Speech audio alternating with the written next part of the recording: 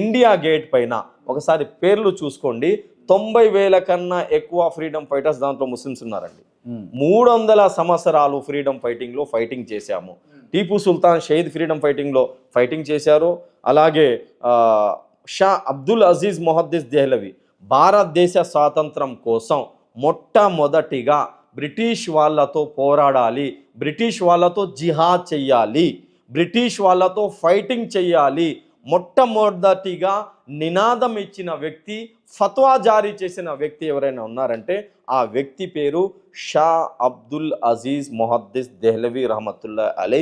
ఇతను ఒక మౌలానా, ఒక మత గురు, ఒక ఇస్లామిక్ స్కాలర్, ఒక హాఫిజ ఖురాన్, ఒక మదరసాలో చదివిన వ్యక్తి. ఈ వ్యక్తి భారతదేశ స్వాతంత్రం కోసం హిందువులకు, ముస్లింలకు, క్రైస్తవులకు, సిక్కు బ్రదర్స్కి అందరి కలుపుకొని భారతదేశ స్వాతంత్రం కోసం బ్రిటిష్ వాళ్ళతో పోరాడడం